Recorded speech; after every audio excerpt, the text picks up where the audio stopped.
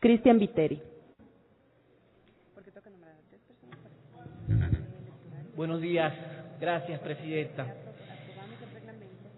Este Código Orgánico Administrativo, sin lugar a dudas, constituye un hito histórico en el ordenamiento jurídico ecuatoriano. Hasta ahora yo, o mejor dicho, desde que era estudiante me preguntaba cómo se regulaban las relaciones entre el Estado y los particulares, a lo que conocemos ampliamente como el derecho público. Y resulta que existía un reglamento que se conoce como el EDEJAFE. Ese reglamento es el que ha servido hasta ahora, pero que como todo reglamento no puede jamás estar por encima de la ley. Y obviamente, al estar siempre, o al haber normas legales que se superponían o se superponen sobre el EDEJAFE, entonces muchas veces los procedimientos administrativos terminaban siendo nulos, de nulidad absoluta.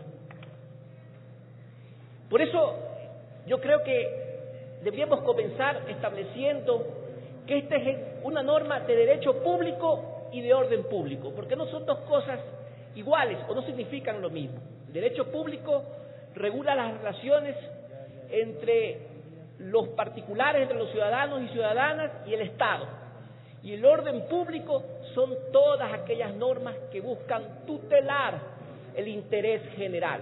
Pues bueno, este Código Orgánico Administrativo busca eso, tutelar el interés general, pero además el orden público implica que no puede haber modificación por acuerdo entre partes, porque no pueden los particulares llegar a acuerdos con las administraciones o con empresas públicas, porque al hacer normas de orden público no pueden cambiar las reglas del juego que aquí se están estableciendo. Por eso creo que es fundamental comenzar estableciendo que las normas de este Código Orgánico Administrativo son de derecho público y son de orden público.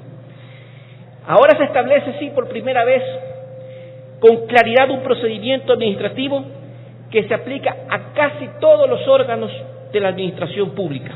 Se establece un debido proceso para hacer lo que decía el asambleísta Moreta, justamente para que no existan ciudadanos que se queden en estado de indefensión. Por esa misma razón, aquí se establece la tutela de los derechos de los ciudadanos cuando sufren daños por la falta o deficiencia de un servicio público, algo tan importante y tan necesario que esté regulado. La historia nos dice que hoy por hoy un proceso administrativo de responsabilidad civil extracontractual del Estado que ha provocado daños por falta de eficiencia en servicios públicos dura entre 7, 8 y 9 años. Eso se está terminando con la aplicación de esta histórica herramienta jurídica que estamos entregándole al país y que gracias a los aportes, primero de los asambleístas, inclusive de la oposición, que han votado a favor unánimemente en la mesa, y que al cual se les agradece por su muy activa participación, a los asesores de la comisión que han trabajado día y noche durante muchos días, durante muchas horas para lograr hacer un libro que para mí me parece excelente y que le estamos entregando a la ciudadanía y especialmente al derecho. Este va a ser un libro que ha sido debatido con grandes juristas, pero sobre todo en las universidades se habla mucho de lo que estamos entregando hoy. Un libro altamente técnico y que recoge legislación comparada de todo el mundo, pero no solo eso, sino que la perfecciona, la mejora, la pule, y eso ha hecho que tengamos o vayamos a tener en muy poco tiempo un libro de excelencia. Por eso felicito al presidente de la comisión por su liderazgo también al sacar adelante este código.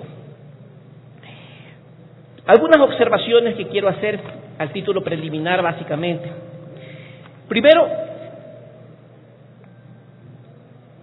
quiero referirme al principio de eficiencia. Yo le llamaría más bien tutela efectiva de derechos. Hay que hablar con propiedad, no es la eficiencia, es la tutela efectiva de los derechos, y para eso se requiere celeridad. Y para eso, obviamente, para la celeridad se requieren mecanismos, como voy a hablar más adelante, como el silencio administrativo positivo, del cual no se habla todavía completamente en este código. Cuando hablamos en el artículo 10 del principio de participación, dice: las personas deben estar presentes e influir en las cuestiones de interés general. Deberían ser las y los administrados, porque obviamente no es que cualquier persona va y se mete en un tema que va a emitir cualquier administración pública, ni tampoco puede quedar tan general ahí como que las personas, sino que tiene que decirse y establecerse que son los administrados, es decir, a quienes le afecta una decisión, un reglamento, un instructivo que vaya a emitir una determinada administración pública. Por otra parte, en el artículo 15, estimado presidente, me parece fundamental cuando hablamos del principio de responsabilidad, en el último inciso, cuando dice: el Estado deberá hacer efectiva la responsabilidad de la o el servidor público por actos u omisiones dolosas o culposas. Recordemos que estamos aquí estableciendo el principio de responsabilidad objetiva del Estado. Responsabilidad objetiva, es decir, que el Estado responde por los daños ocasionados por la falta de eficiencia en los servicios públicos, y por lo tanto no se entra a analizar lo subjetivo, el daño causado por dolo o culpa, sino que yo observo y pido que se diga la responsabilidad del lado del servidor público por los daños ocasionados. Eso es la responsabilidad objetiva, no es más que eso la responsabilidad objetiva, lo que se diferencia sustancialmente del dolo o culpa, que entra en el ámbito de la responsabilidad subjetiva, independientemente que no estamos estableciendo un régimen de responsabilidad objetiva pura, porque sí estamos estableciendo 3 casos de eximente responsabilidad, que son el caso fortuito, la culpa de la víctima o el hecho de un tercero, porque claro, el Estado no puede responder, digamos, si una persona decide suicidarse cogiendo los cables de electricidad, pues digamos, o si una persona pues se cae a un abismo de una carretera porque otra persona lo empuja. Evidentemente eso no puede suceder.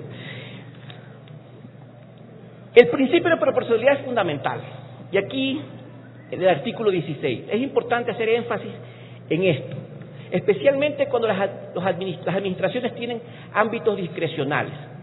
Por ejemplo, a mí me pareció fantástico cuando el Servicio de Rentas Internas estableció un reglamento para establecer las multas, cuando decía que ante tal falta se estableció una multa de 30 a $1,000, y resulta que había un día de retraso y ponían $1,000. Se estableció obviamente un principio de proporcionalidad y se estableció un reglamento interno para establecer cómo se establecían las multas. Esto debe observarse, especialmente por la Superintendencia de Control de Mercado, tengo que decirlo.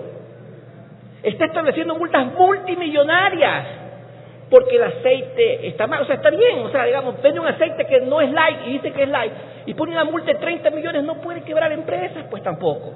Tiene que establecerse el principio de proporcionalidad. O sea, el Estado también tiene que establecer y ser corresponsable con el funcionamiento de la economía. En los otros principios, cuando se habla de la interdicción de la arbitrariedad, creo que se debe incluir la interdicción al desvío de poder. El desvío de poder no es otra cosa cuando el acto administrativo se aleja del fin que establece la norma jurídica. Hay que proscribir el desvío de poder.